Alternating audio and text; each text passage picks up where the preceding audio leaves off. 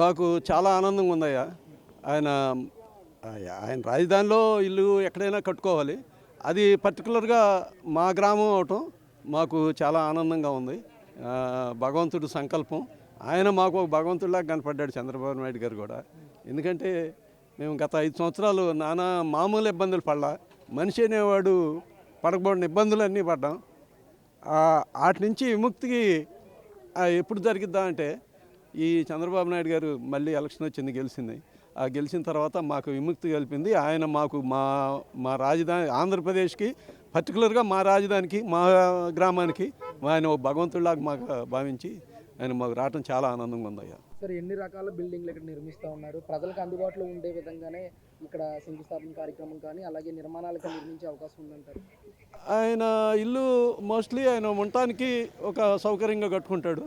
మళ్ళీ దాంట్లో 5 ఎకరాల స్థలం కొనుక్కున్నారు కాబట్టి దాంట్లో పార్టీ ఆఫీసు, క్యాంప్ ఆఫీసు కూడా దాంట్లోనే కడతారని చెప్పి తెలిసింది. ఆయన ఇంటి ఆఫీసు G+1 అనే ప్రస్తుతానికి తెలుస్తుంది. ఆయన ఉండటానికి G+1 కట్టుకుంటారని. తర్వాత క్యాంప్ ఆఫీసు, ఈ 2 ముందు అర్జెంటుగా కడతారు అని చెప్పి తెలుస్తుంది. బాగానే 5 ఎకరాలు ఉంది కాబట్టి బాగానే అందరికీ, పార్టీకి అందరికీ అనుకూలంగా ఈడ రాజధాని పనులు కూడా వేగంగా జరగటానికి అనుకూలంగా ఆయన ఇక్కడి నుంచే పరిపాలన చేస్తాడు. ఆయన ఇల్లు కడతా కూడా ఇక్కడి నుంచే పరిపాలన చేస్తారు. మోస్ట్లీ ఇది 1.5 సంవత్సరంలో, వాళ్ళకి 1.5 సంవత్సరంలో పూర్తి అయిపోయింది.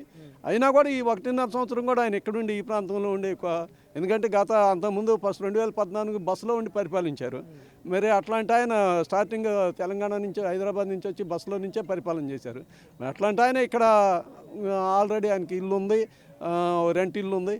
ఆ రెంట్ ఇల్లులో ఉంటా ఇక్కడ ఈ ప్రాంతం ఎక్కువ దీనికి వచ్చిపోతా ఇక్కడి నుంచే పరిపాలన చేస్తాడు. పరిపాలన చాలా బాగుంటుంది, ఇంకా బాగుంటుందని చెప్పి భావిస్తున్నాము. ముఖ్యమంత్రిగా చంద్రబాబు నాయుడు గారు ఇక్కడ ఇల్లు కట్టుకోవడం వల్ల అమరావతి రాజధాని ప్రాంతానికి ఎలాంటి మేలు చేకూరే అవకాశం ఉంటుందంటారు సార్? అట్లా అని కాదు, రాజధానికే, అమరావతి ఆంధ్రప్రదేశ్ రాష్ట్రానికే చాలా మేలు జరిగిద్ది. అయితే ప్రస్తుతానికి రాజధానిలో కన్స్ట్రక్షన్లు ఇవన్నీ కూడా ఆయన ఇక్కడ ఉంటానా ఒక యజమాని దగ్గరుండి ఒక బిల్డింగ్ కట్టించుకుంటే ఎట్లా ఉంటుందో అట్లా ఈ రాజధాని నిర్మాణానికి ఆయన ఒక యజమాని అనాలో లేకపోతే ఒక సమన్వయకర్త అనాలో ఆయన ఇక్కడుండి ఒక దేవుని ప్రతినిధిలాగా ఉండి ఇక్కడ శాశ్వతంగా ఆయన, మనం ఎవరూ శాశ్వతం కాదు, ఒక శాశ్వతమైన రాజధానిని నిర్మించడానికి ఇక్కడ ఆయన ఇక్కడుండి ఆయన ఇల్లు కట్టుకోవటం చాలా అదృష్టం. దానివల్ల పనులు బాగా జరుగుతాయి, స్పీడ్గా జరుగుతాయి అని చెప్పి మేము అనుకుంటున్నాం. ప్రస్తుతం అమరావతిలో ఎలాంటి పనులు ముందుకు తీసుకెళ్తున్నారు? ఎలా ఉంది సార్ అసలు అమరావతి? ప్రస్తుతానికి ఒక 8 మాసాల క్రితం అంతా అడవి, ఏమీ లేదు, భయంకరంగా ఉంది. అసలు ఇక్కడ ఎవరు వచ్చేవాళ్ళు అది కూడా లేదు. అటువంటిది మరి ఈ 8 నెలల్లో అంతా క్లియర్ చేశారు. అంతా అర్థం వల్లే ఉంది, మొత్తం బాగు చేసి పనులన్నీ ఆల్రెడీ పాలవాగ్ కానీ, కొండవీటి వాగ్ కానీ దాదాపు 50-60 మిషన్లు దిగినాయి. ఇంకొక 50-60 వస్తాయి అంటున్నారు. ఆ పనులు మొదలుపెట్టి తీస్తున్నారు. అది ముందు ఎర్త్ వర్క్ గమనించి అది చేస్తున్నారు. ఈ బిల్డింగుల పనికి కూడా వాళ్ళ కాంట్రాక్టర్లు, వాళ్ళు లేబర్ ఉండటానికి కానీ, వాళ్ళు మెషినరీ పెట్టుకోవడానికి కానీ ఆల్రెడీ సైట్లో చిన్న షెడ్లో చేసుకోవటం అన్నీ సమకూర్చుకుంటున్నారు, అన్నీ రెడీ అవుతున్నారు. అంతా ఈ నెలాఖరికి మొత్తం అందరూ వచ్చేస్తారు.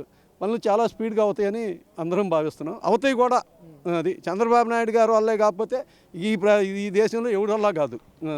అంటే సార్, ముఖ్యంగా రైతులకి రిటర్నబుల్ ప్లాట్స్ ఇచ్చిన ఏరియాలోనే రైతుల మధ్యలోనే చంద్రబాబు నాయుడు గారు ఇల్లు కట్టుకోవడం అనేది ఎలా చూడొచ్చు అంటారు?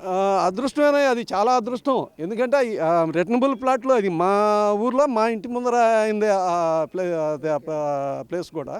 ఆయన కంచెల ఓంకార్ అని చెప్పి, కంచెల అంజయ్య గారు మనడు. ఆయన కంచెల అంజయ్య గారు అంటే ఆయన స్వాతంత్ర సమరయోధుడు. ఆయన ఈ కృష్ణా కరకట్ట కానీ అది వేయించిన అంజయ్య గారు వాళ్ళ మనవడు ఈ స్థలం, ఈ చేనుగల్ల ఆయన. కాబట్టి చాలా బాగుంటుంది.